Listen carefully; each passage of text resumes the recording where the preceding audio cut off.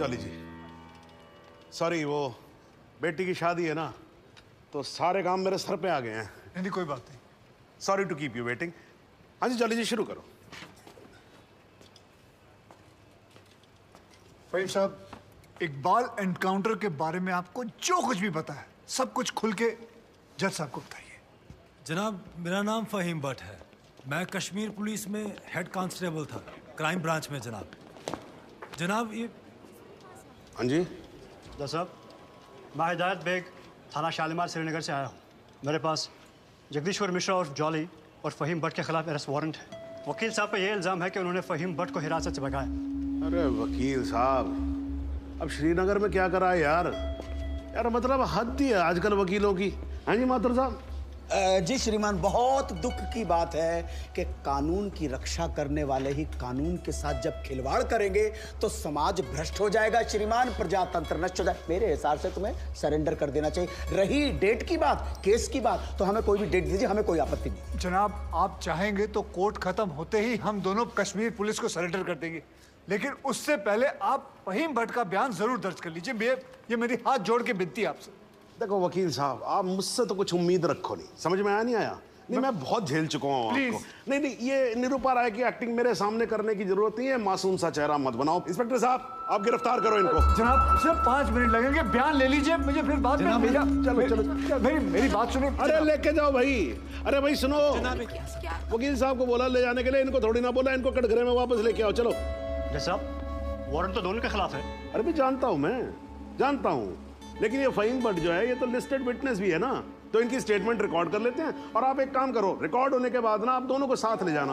हाँ जी, जाओ जाओ। लेकिन श्रीमान, ये स्टेटमेंट तो अगली डेट को भी रिकॉर्ड हो सकती है। माथुर साहब देखो क्या है, कल से मैं 2 महीने की छुट्टी पे जा रहा हूँ। बिटिया की शादी है, आपको तो मालूम है ना, मतलब मैं कार्ड भेजूंगा, आपको आना होगा। हैं जी हैं। तो मैं क्या सोच रहा था कि सारे पेंडिंग केसेस खत्म करके जाऊंगा, इसीलिए 6 बजे के बाद भी देखो कोर्ट चालू है मेरी। लेकिन श्रीमान, एक आदमी जो पुलिस कस्टडी से भागा हुआ है, उसकी स्टेटमेंट कैसे रिकॉर्ड हो सकती है? इस विटनेस की कोई क्रेडिबिलिटी नहीं। नहीं, क्या है माथुर साहब, 2 मिनट की बात जी। हाँ जी, रिकॉर्ड हो जाएगा स्टेटमेंट, उसके बाद हम आपके यहाँ कौन? हैं जी, माफ कीजिएगा, ये ठीक नहीं हो रहा सर, आप गलत कर रहे हैं सर। मैं गलत नहीं कर रहा हूँ, जज को मत बताओ आप, उसी के कोर्ट में कि वो गलत कर रहा है। ये मत करो आप। देखिए, मैं खुल के बोल रहा हूँ सर, सॉरी, क्षमा चाह, लेकिन आप गलत कर रहे हैं सर। आपके दिल्ली के किस्से मैंने सुने हुए। हाँ, आप किसी की चलने ही नहीं देते थे, जो मन में आता था वो करते थे, उद्दंड आदमी की तरह बिहेव करते थे सर। कुर्सी पे बैठ के आप तुगलक ना समझिए, ये दिल्ली नहीं अवध है। क्या बोल रहे हो आप मुझे? तुगलक बोल रहे हो आप मुझे? मतलब सन की समझ के रखा हुआ है। माथुर साहब, अगर हार्ट का मरीज नहीं होता ना मैं, तो आपको बताता इस कुर्सी पे बैठ के कि असली तुगलक होता क्या है। एक मिनट सर। नहीं, आप एक बार बैठ कर देखो इस कुर्सी के ऊपर, ना बाईपास सर्जरी हो जाए, मेरा नाम बदल देना आप। हाँ जी, ये सब मत करो, आप बैठो, कार्रवाई शुरू करते हैं। हाँ जी। नहीं सर, ये नहीं होने दूंगा मैं।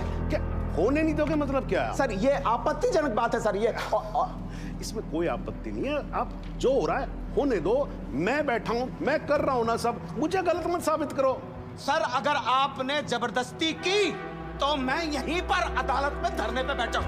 धरने पे बैठ गया मैं। अरे क्या लीजिए। अरे क्या कमाल कर रहे हो आप सच में बैठ के क्या बच्चों वाली बात कर रहे हो? खड़े हो जाओ। बिल्कुल यहीं बैठा रहूंगा। अरे मत बैठो भाई, वहां पर पोछा भी ढंग से नहीं लगाते हैं लोग कोर्ट के अंदर। प्लीज खड़े हो जाओ माथुर साहब, प्लीज खड़े हो जाओ। मैं धरने पे बैठा हूं, धरने पे बैठा रहूंगा। यहाँ मीडिया देख रहा है, आपको कोई फर्क नहीं पड़ता है क्या? अरे तो सर, मीडिया भी तो देखे ना कि बाहर के जज आकर कैसे अपने ईगो को सेटिस्फाई करने के लिए कोर्ट को अपना घर समझ लेते हैं। मैं यहीं पे बैठा हूं और बैठा रहूंगा। इनको जो लिखना है लिखो।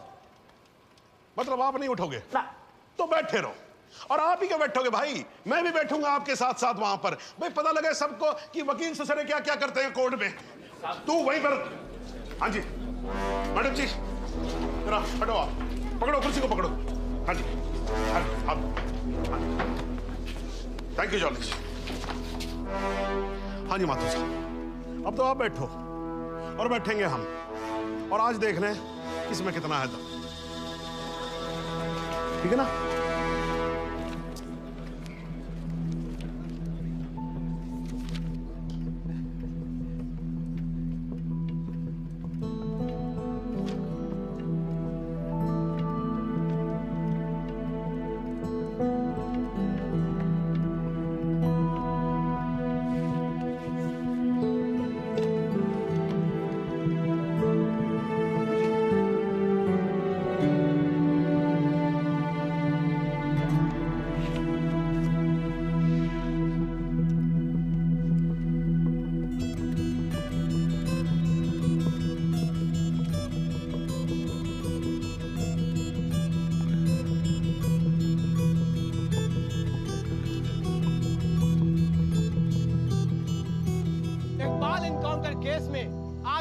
जो कुछ भी हुआ वो शायद भारतीय न्याय व्यवस्था के इतिहास में पहली बार हुआ होगा।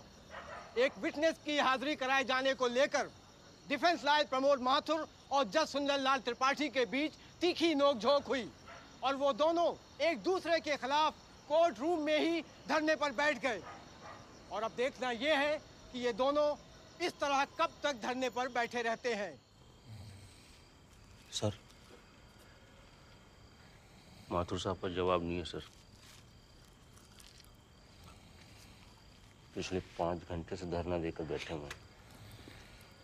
अब कमाल की बात यह है सर, फहीम भट्ट का बयान तक रिकॉर्ड होने नहीं दिया।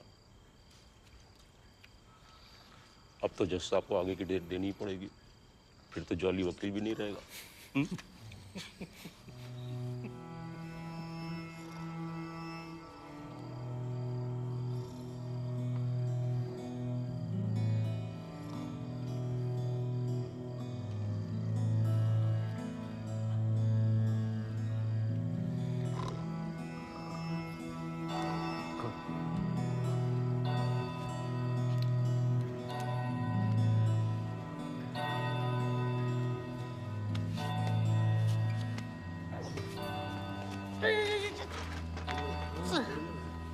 सर,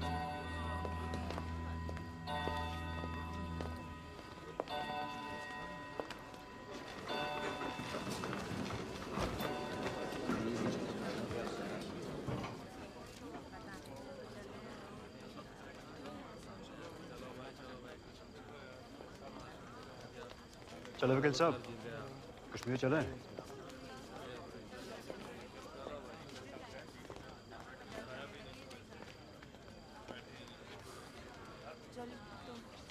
मैं चलता हूँ, अपना ध्यान रखना, ठीक है?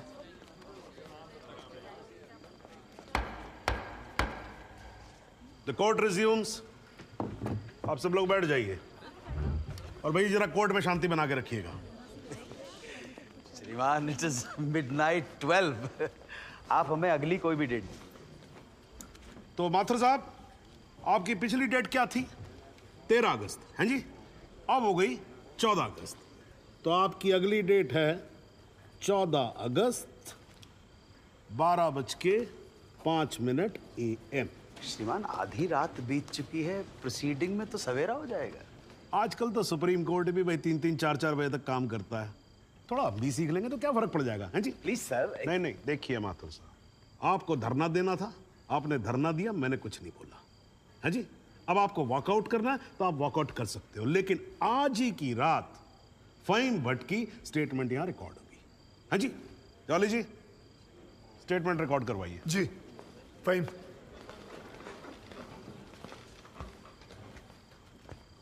जनाब, बहुत बहुत शुक्रिया। फहीम साहब को बताओ क्या क्या हुआ था। जनाब, इस इनकाउंटर से कुछ महीने पहले हमने एक इंटेलिजेंस रिपोर्ट भेजी थी सिंह साहब की टीम को, जिसमें एक कश्मीरी मिलिटेंट इकबाल कादरी के डिटेल्स थे जो यहाँ लखनऊ में छिपा था। जनाब, इस इनकाउंटर से एक दिन पहले मुझको फोन करके यहाँ बुलाया गया ताकि मैं इस बात की शिनाख्त कर सकूं कि जिस इकबाल को इन्होंने पकड़ा है वो इकबाल कादरी है या नहीं। जनाब, जब मैं यहाँ पहुंचा तो उस शख्स का निकाह हो रहा था। मैं देखते ही समझ गया कि ये इकबाल वो इकबाल नहीं है। मगर जनाब, सिंह साहब की टीम ने मुझ पर प्रेशर बनाया कि मैं अपनी रिपोर्ट में ये कहूं कि इकबाल कासिम ही इकबाल कादरी है। मैंने ये करने से मना कर दिया, मैं श्रीनगर वापस चला गया। फिर जनाब, जब मैंने इनकाउंटर की न्यूज़ पढ़ी तो मेरे को जनाब बड़ा अफसोस हुआ। मैंने श्रीनगर में अपने अफसरों को बताया तो बोले बात को रफा दफा करो। मैंने बहुत समझाया उनको, वो नहीं माने। जब वो नहीं माने तो मैंने दिल्ली में सेंट्रल एजेंसी को इस इनकाउंटर की कंप्लेंट कर दी।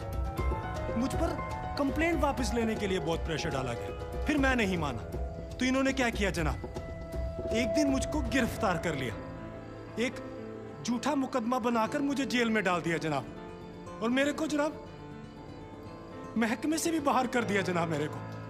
शुक्रिया जनाब। माथुर साहब, आप कुछ कहोगे या नाराज हो अभी तक? अरे नहीं नहीं श्रीमान, आपकी नाराजगी मोल लेकर अपनी दुकान थोड़े बंद करवानी। मगर मैं तो ये पूछना चाहता हूँ, आप तो गुस्सा नहीं है? नहीं, मैं नाराज और आज कुछ नहीं हूं, लेकिन यार अगली बार से तुगलक मत बोलना मेरे को। हाँ जी माथुर साहब, मतलब इस कोर्ट में बैठे बैठे मेरे बाल सफेद हो गए। I think I deserve some respect. क्षमा प्रार्थी हूँ श्रीमान। ठीक है, आप शुरू करो।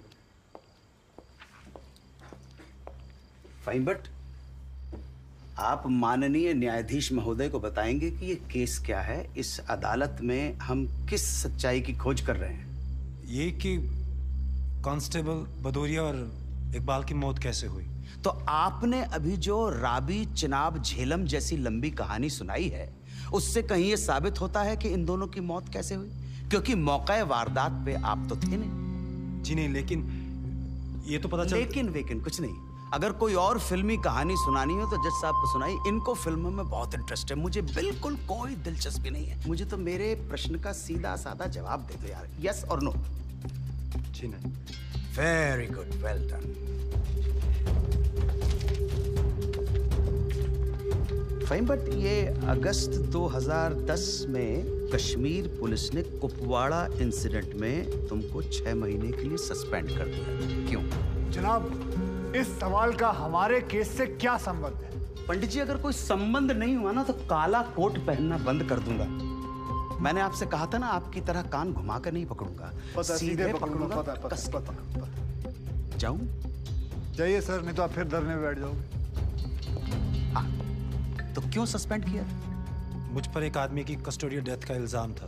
मतलब तुमने किसी की जान ली थी? जी नहीं, मैंने उसे अरेस्ट किया था शक के बिना पर। उसे चौकी ले जा रहे थे हम पूछताछ के लिए। बहुत डरा हुआ था, उसने घबरा के पुलिस वैन से छलांग लगा दी।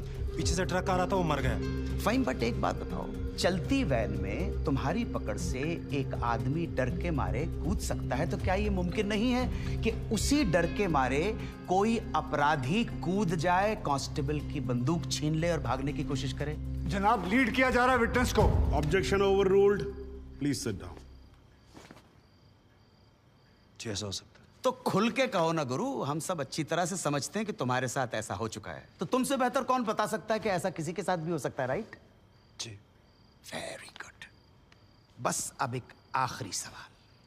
तुमने अभी अपने स्टेटमेंट में कहा कि तुमको 6 महीने के लिए सस्पेंड कर दिया गया था। तुम्हारे खिलाफ केस क्या बनाया गया? मुझ पर इल्जाम था कि मैंने एक कॉन्फिडेंशियल इंफॉर्मेशन दुश्मन को सप्लाई की। मगर वो इल्जाम झूठा है जनाब।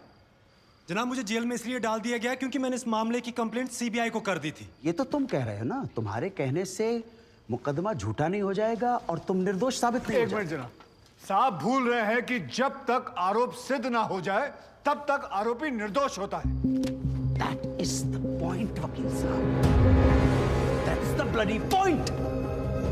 और श्रीमान, इस तर्क के आधार पर तो इंस्पेक्टर सूर्यवीर सिंह और उनके साथी निर्दोष हुए सर। लेकिन 2 मिनट के लिए श्रीमान, ये अखबार पढ़िए, टीवी खोल के देखिए, सारा मीडिया, सारा समाज, सारा देश इंस्पेक्टर सूर्यवीर सिंह और उनके साथियों को दोषी डिक्लेयर कर चुका है। His reputation, his career, his future is finished. अजब जलवा है हुजूर आपकी अदालत का, जहां एक आदमी जिस पे देशद्रोह का इल्जाम है, वो उस आदमी पर इल्जाम लगा रहा है जिसने मातृभूमि की सुरक्षा की शपथ उठाई थी।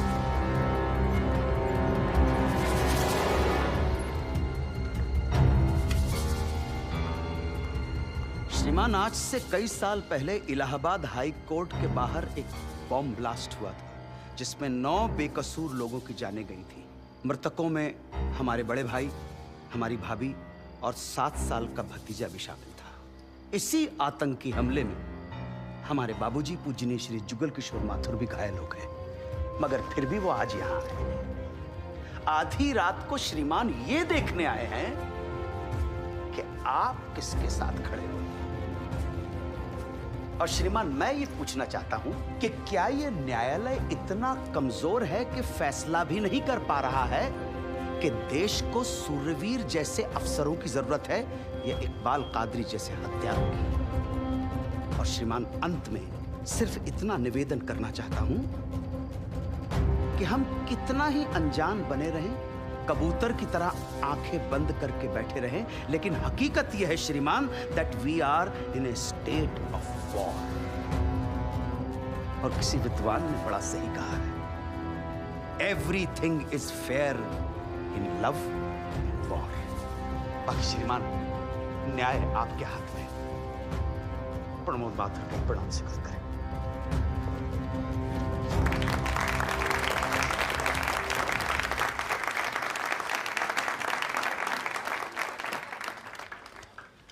हाँ जी जॉली जी, योर टर्न। जी सबसे पहले तो मैं सिंह साहब से कुछ सवालात करना चाहूंगा। सिंह साहब, आप विटनेस बॉक्स में आइए।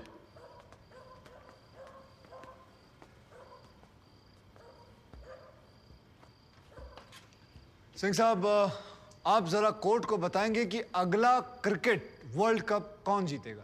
अरे ये किस तरह का सवाल हुआ भाई वकील साहब, हैं? ठीक है, जज साहब कुछ और पूछ लेते। अच्छा सिंह साहब, क्या आप कोर्ट को बता सकते हैं कि अगले इलेक्शन में आम आदमी पार्टी को कितनी सीट्स मिलेंगी? दिमाग खराब, पगला गया क्या? तो गोली और खाएगा।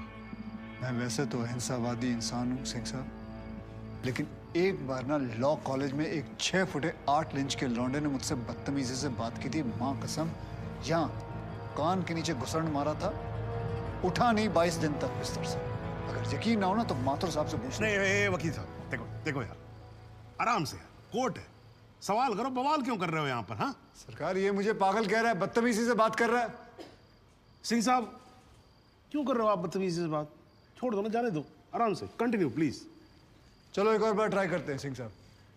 क्या आप बता सकते हैं कि सलमान खान की शादी कब होगी?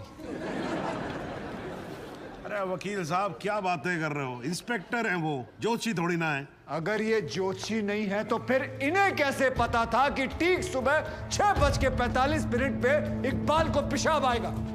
कैसे पता था जब उनको पेशाब आएगा तो गाड़ी गोमती नदी का पुल क्रॉस कर रही होगी? इन्हें कैसे पता था कि इकबाल कांस्टेबल भदौरिया की रिवॉल्वर छीन कर भागने की कोशिश करेगा? शादी में तो थे नहीं, फिर पुल पर कैसे पहुंचे तुम? इधर इधर, मैं यहां खड़ा हूं, आप पुल पे पहुंचे कैसे? इत्तेफाक। लो जी, इत्तेफाक। ऊपर वाले के आशीर्वाद से सही समय पे सही जगह पहुंच गए। बाय गॉड, बड़े इत्तेफाक हैं आपकी स्टोरी में सिंह साहब।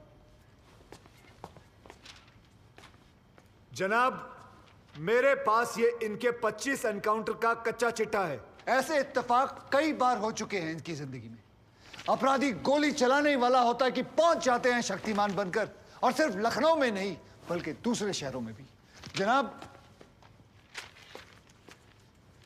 इनके 25 एनकाउंटर में से 19 के खिलाफ मारे गए लोगों के परिवार वालों ने शिकायतें दर्ज की हुई हैं, लेकिन आज तक एक भी मामले में निष्पक्ष जांच नहीं की गई।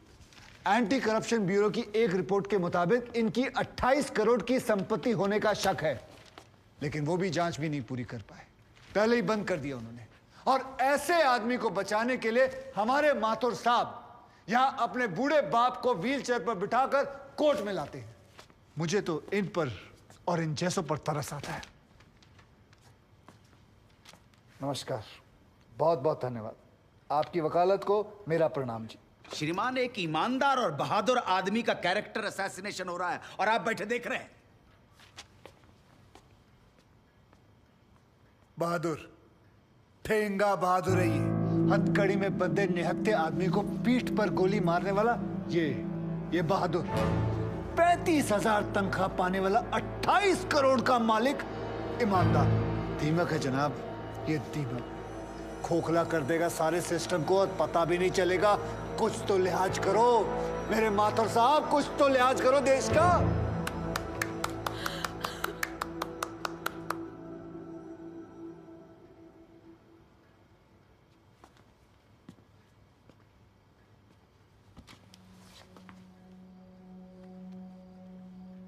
मैं जुगल किशोर माथुर साहब का दर्द समझ सकता हूं। मेरी वजह से तो एक औरत ने अपनी जान ली थी और मैं महीनों चैन से नहीं सो पाया था। लेकिन माथुर साहब ने तो अपनी बेटी, बहू और पोते को खोया। उनका दर्द उनके अलावा इस कोर्ट में सिर्फ एक ही आदमी समझ सकता है, ज़हूर सिद्दीकी साहब। इन्होंने भी अपनी बेटी, दामाद और होने वाले नाती को खोया है।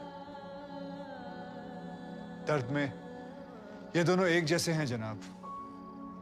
अब इन्हें जुगल किशोर सिद्दीकी कहूं या फिर इन्हें सहूर किशोर माथुर, कोई फर्क नहीं पड़ता। जनाब, गोमती नदी के पुल पर उस दिन 2 जानें गई थी।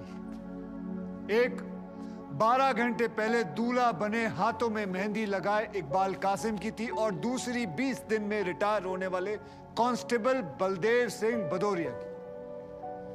और जनाब, ये हैं कांस्टेबल भदौरिया की पत्नी, जो अपने पति को खो चुकी है और जेल में बंद अपने बेटे की बेल करवाने के लिए कोर्ट के चक्कर काट रही है। अब इन्हें क्या कहेंगे माथुर साहब? मुस्कुराइए, आप लखनऊ में। सच सुना तो नजरें फेर ली माथुर साहब। ओ माथुर साहब, इत्तेफाक सिर्फ तुम्हारे साथ नहीं होते सिंह, ऊपर वाले की बड़ी कृपा है मुझ पर। इस दफा एक इत्तेफाक मेरे साथ भी हुआ है। बाय गॉड, मजा आएगा। पंडित जी को लाइए, लाइए जल्दी।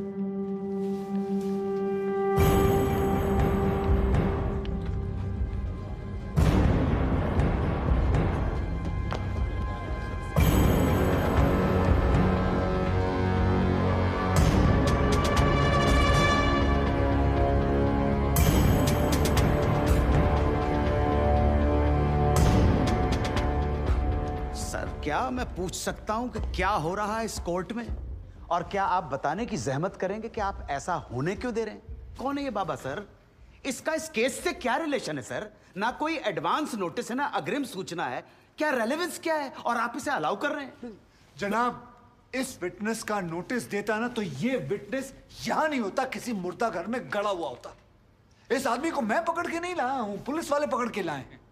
और जनाब, इस विटनेस का इस केस के साथ डायरेक्ट कनेक्शन है। इंस्पेक्टर साहब, आपने अरेस्ट किया इसको? जनाब, ये वकील साहब एकदम सही कह रहे हैं। इस पंडित का इस केस से सीधा संबंध है। अगर संबंध नहीं हुआ ना, इंस्पेक्टर साहब, नौकरी खा जाऊंगा मैं आपकी। जानते हो ना ये बात? लेकिन जनाब, मैं बिल्कुल सही कह रहा हूं। ठीक है, मैं विटनेस को अलाउ करता हूं। No sir, I object sir, I object. Mathur साहब, मेरी बात सुन। देखो क्या है यार, 3 बजने वाले हैं, बाहर जाएंगे ना बस मिलेगी ना रिक्शा मिलने वाला है। 6 बजे तक तो वैसे ही बैठना हम लोगों को, तो तब तक करवा लेते हैं विटनेस। मतलब हो सकता है कि इसमें कुछ निकली है, हैं जी? चलिए जी, विटनेस बॉक्स में आ जाइए।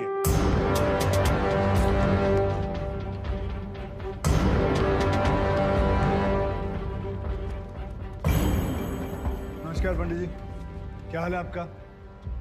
घरेलू कपड़े वपड़े टीका शीका लगा के पूरी तैयारी में आए हैं। फहीम भट्ट साहब, खड़े होइए।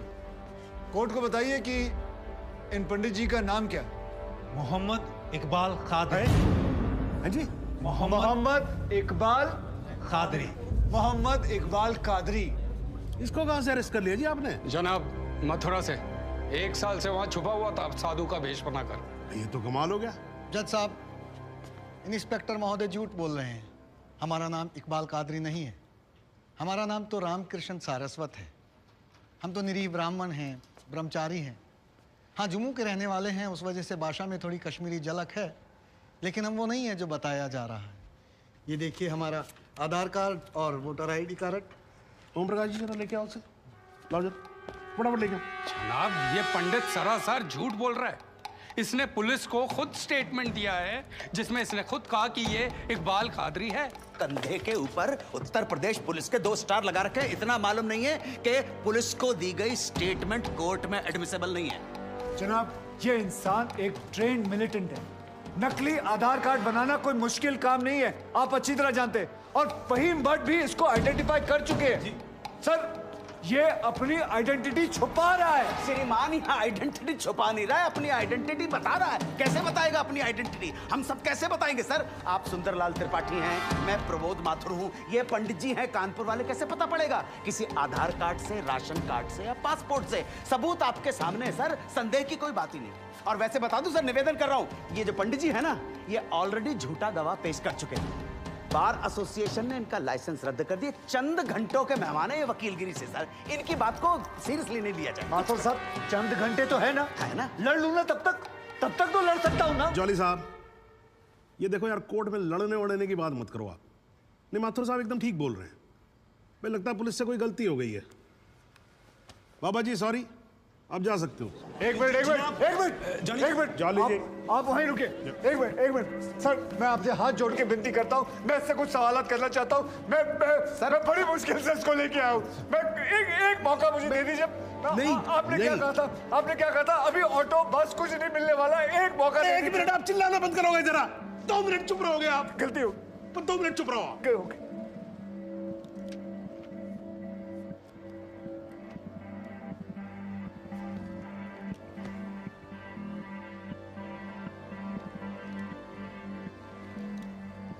ठीक है, मैं विटनेस को अलाउ करता हूँ। अरे सर, अब क्या सर? माथुर साहब, I think court has the right to decide. Okay जी, and court has decided. Please. Thank you.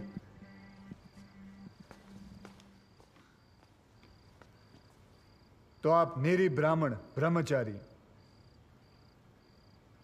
तो फिर धर्म का बड़ा ज्ञान होगा आपको। अवश्य है। मैं भी कान्यकुब्ज ब्राह्मण हूं, वो भी जनेऊधारी। तो चलिए 2 ब्राह्मणों के बीच में शास्त्रार्थ हो जाए। पूछिए, क्या पूछना है? चलिए गायत्री मंत्र सुनाइए। ओम भूर्भुवस्वः तत्सवितुर्वरेण्यं भर्गो देवस्य धीमहि धियो यो नः प्रचोदयात्। बहुत बढ़िया, पूरा नाम बताएं। रामकृष्ण प्रेमकृष्ण सारस्वत। धर्म हिंदू धर्म में कितने वेद हैं? 4। नाम बताएं। ऋग्वेद, सामवेद, यजुर्वेद, अथर्ववेद। 4 युगों के नाम बताएं। सतयुग, द्वापर, त्रेता, कलयुग। वर्ण कितने हैं? 4। ब्राह्मण, क्षत्रिय, वैश्य, शूद्र। आपका वर्ण क्या है? ब्राह्मण। कौन से ब्राह्मण? गौर ब्राह्मण। कौन से गौर? सांदे गौर। गोत्र? शांडिल्य। प्रवार? वशिष्ठ। वेद? यजुर्वेद। उपवेद? बेतरियाणी। मुख?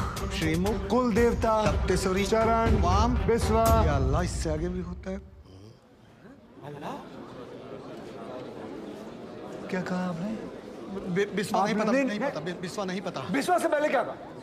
विश्वा से पहले क्या कहा इकबाल कादरी? लानत है तेरे पे इकबाल कादरी, लानत है। अब तो अल्लाह का नाम भी आ गया जुबान पे। अब तो सच बोल। देख, तू कुछ भी कर ले, तू बचेगा नहीं। कब तक जिएगा झूठ की जिंदगी?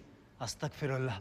91 पोस्ट क़यामत के 2 कुछ बुद्धि खुदाइश। मी आईने माझा सिद्ध किया खुदायचे उच्चारण कुछ गुनाहगार सोईकर फैसलन पोस्ट क्या छो पोस्ट ये चुना परवायती करना मिला इंसाफ खुदाए करे इंसाफ पन्नीस दरबार बस इंशाअल्लाह। इकबाल कादरी, अगर मैं चाहता था तुम्हारा मेडिकल टेस्ट करवा के ये पता कर सकता तुम कितने बड़े पंडित हो, मगर मुझे तुम्हारी जुबान से सुनना था। कोर्ट को बताओ तुम्हारा असली नाम क्या है, बताओ।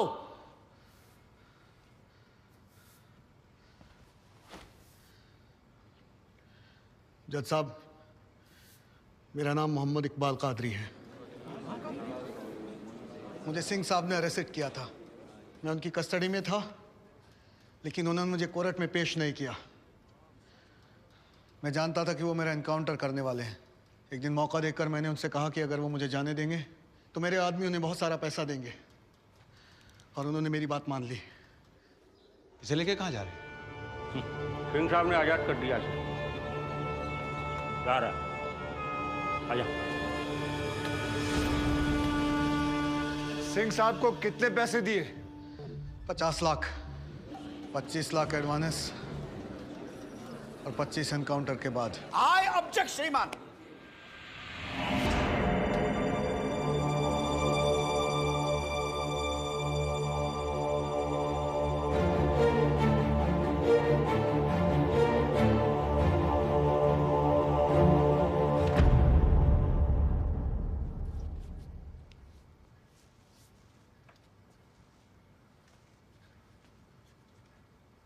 मुझे और कुछ नहीं कहना जनाब, मगर माथुर साहब की एक बात का जवाब जरूर देना चाहूंगा कि हमें सूर्यवीर सिंह चाहिए या फिर इकबाल कादरी। जनाब, हमें दोनों ही नहीं चाहिए। हमें ऐसे कादरी नहीं चाहिए जो बेगुनाह लोगों को मारना जिहाद समझते हैं, लेकिन हमें ऐसे सूर्यवीर सिंह भी नहीं चाहिए जो पैसों के लिए एक मिलिटेंट को छोड़ देते हैं और किसी बेकसूर की जान ले लेते हैं। मैं हिम्मती बहादुर पुलिस वालों को सलाम ठोकता हूं, झुककर सजदा करता हूं, लेकिन जिसके हाथ किसी बेकसूर के खून से रंगे हों उसे मैं वही कहूंगा जो वो है, कातिल। और ऐसे राक्षसों से बच के रहिएगा माथुर साहब। किसी ने 25-30 लाख ज्यादा दे दिए तो क्या पता अगला इत्तेफाक आपके साथ हो जाए।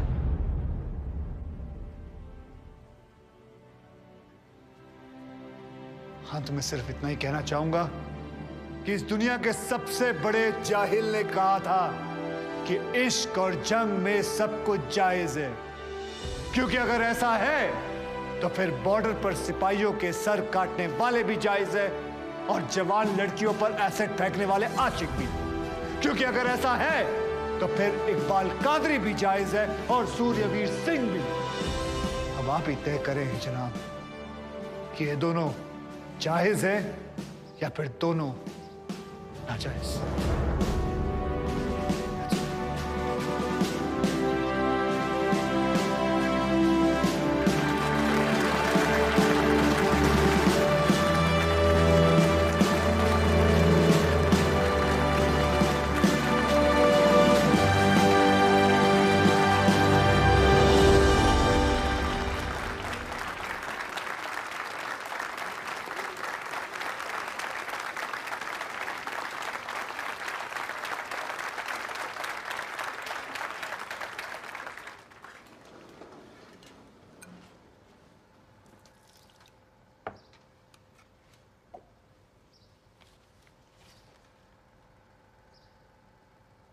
सालों में एक बार कभी कोई ऐसा केस आता है जब इस कुर्सी पे बैठने का अफसोस नहीं होता है।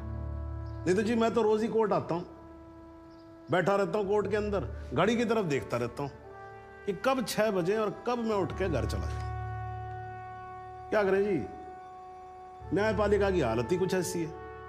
ये देखो जी, ये अंधेरे बदबूदार कमरे जिन्हें कोर्ट कहा जाता है। भाई साहब, इसमें हम जैसे जजों का आने का मन नहीं करता। आम जनता की बात तो क्या करें।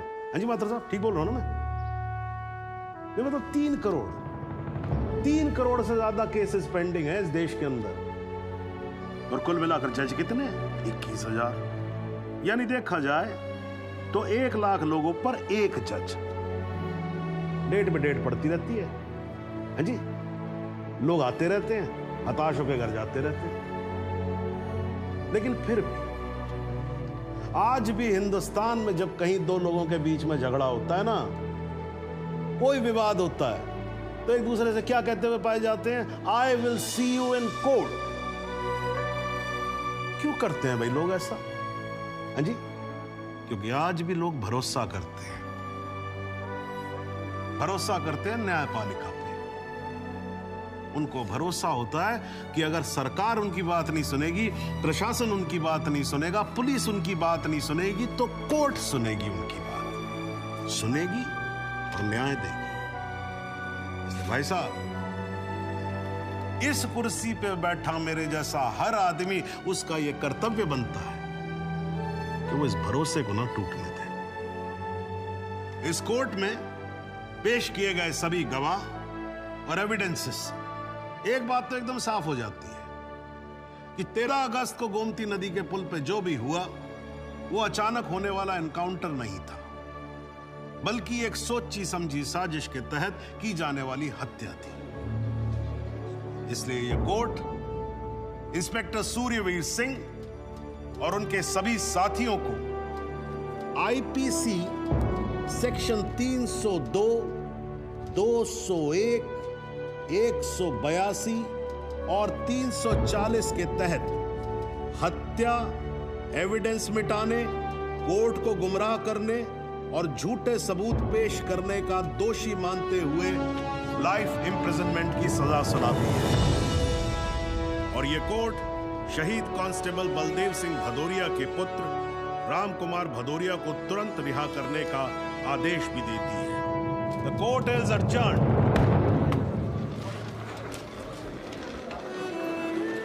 बहुत बहुत मुबारक। Thank you thank you. Thank you जोर साहब। आजा। जरा रास्ता दे दीजिए।